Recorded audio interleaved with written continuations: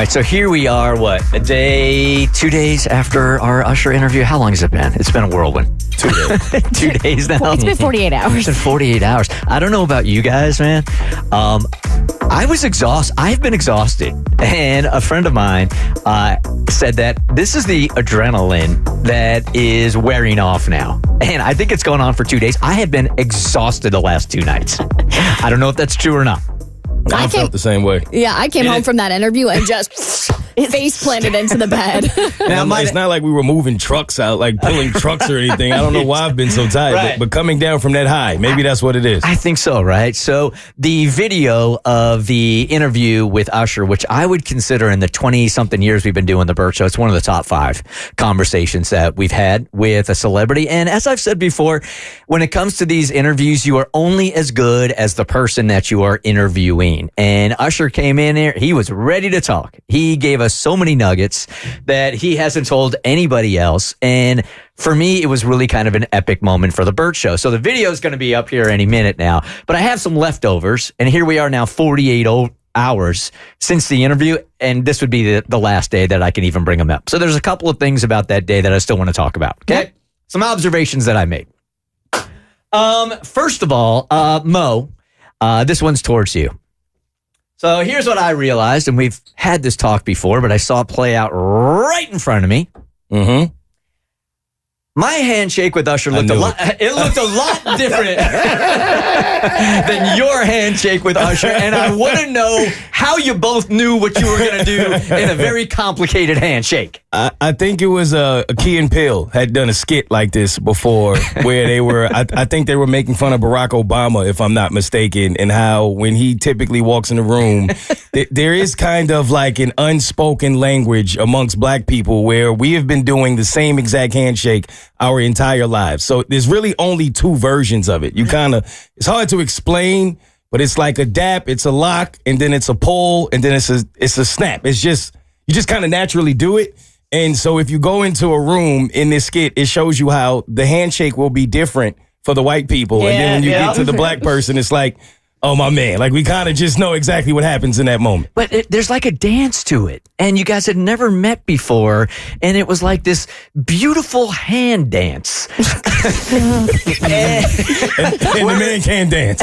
And when he came in, I was uncertain, like exactly what I was supposed to do. Was I supposed to give him one of these? Was it a straight on Caucasian handshake? Was I supposed to go in for a little elbow, chest on chest? I was insecure about it, but you guys inherently knew what to do together. It was beautiful. Yeah, thank you. It was, it's unspoken. You just know. And I've tried to teach you this exact handshake for like 6 years now. And now I'm going to get you there. We're going to get you there. Forget it. It won't happen. You got to go in with more confidence. Yeah. Is that it? Yes. You got to be confident in it. Okay. But if Bert went in for that handshake, would Usher be all confused? Like, no, this is just a thing between... He probably wouldn't anticipate that was coming, so it would probably throw Usher off. But then do I get credibility if I actually know the handshake? Like, okay. That's when you look at him. Thumbs up. You look at him like, what, you don't know? All right, so that was observation number 1. Observation number 2, I just need to share this with you guys. You know that little itty bitty security guard dude that we have downstairs? Nicest guy ever. Yeah, right? that's my man. So nice. Okay, so nice. He's about my size. A little itty bitty guy. I'm sure he's a badass. Anybody comes in here, who knows what he's got in him, but he's like the nicest kid. He really is. Every time he will greet you so enthusiastically. Does he do the same for you guys? A lot of energy. I mean, he wears a suit in here and he wears it well. He's just the nicest guy. So enthusiastic. Good to see you, Mr. Weiss.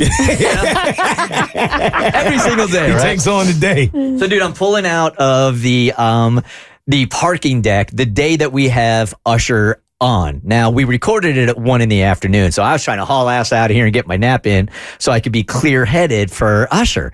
So it's about 10:15, and I'm just starting to pull my car out, and there's our security guard. Bert! Yo, Mr. Weiss! Mr. Weiss! Mr. Weiss!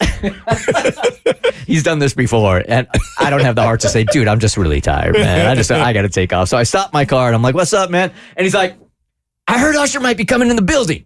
And I'm like, yeah. Around 1 o'clock, Usher's showing up. And he's like, He's going to walk through that door? The front door that he's stationed at every single day. And I'm like, yeah, my man, he's coming in right there at about 1 o'clock.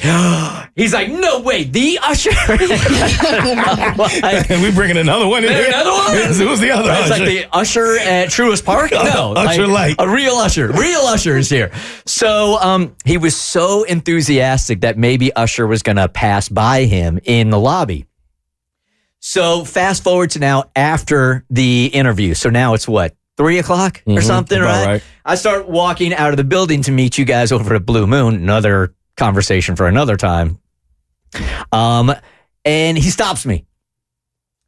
Mr. West, come here. I'm like, what's up, man? He's like, Usher was here. And I'm like, I know. Spent a little time with him upstairs. Yeah, saw him. Breaks out his phone. Shows me a picture that Usher stopped in the lobby and took a picture with the dude. Made his day. Wow, that's awesome. I just thought it really spoke volumes about Usher, man. Like, That's this really kid was cool. so enthusiastic, and Usher stopped, took a picture with him. And I know this kid's going to get that thing blown up and put it on a billboard. No, Jackson was telling us that there was a crowd of people that had formed outside the building when Usher left. And he sat there and said hi and took pictures with all of them. Is that right? He was tight on time, but he took every picture. And he was ready to get to the golf course, too. Remember? Yeah, He's like, I got to get to Ansley, man. So that was really cool that he did that. But it gives you a peek in the kind of dude that I think Usher is now. And then observation number 3, Kristen, this one's at you. Okay, bring All it. right. I get a DM from a Bert Show listener that had watched our Instagram stories that day. Specifically, I think the one where you were offering Mo's girl the champagne. Yes. Oh, yeah. Explain it. Oh, so I brought in a bottle of Dom for us to celebrate all of Usher's accolades this past year. The Super Bowl, the wedding, the tour, the album. Just a fun way to loosen up the interview at the beginning. And so we had drank it, and Usher had about half a glass left. And so Mo's lady is a huge Usher fan. He was FaceTiming her after, and I'm like, hey, I got Usher's champagne glass here if you want to get like his backwash. And she rightfully declined. She said, no, thank you. That was shocking. All right. So this is the DM. Bert, can we please, capital letters, talk about your work wife? ?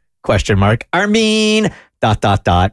Is she taking whatever Paul Rudd and Gwen Stefani are taking or made deals with whomever, ... She gets better looking with age, man. Oh. He says, I'm a P1 and I've been with y'all since the beginning. I even went to the first singles party y'all threw. Primal Mating. It was at the zoo, LOL. So I wrote back to him, she doesn't look like that every day. It was a one-day sale. I will pass it on. I'm giving major heart hands right now. You know how to make a girl's morning because I was feeling rough today. So thank you very, very much. The Bert Show.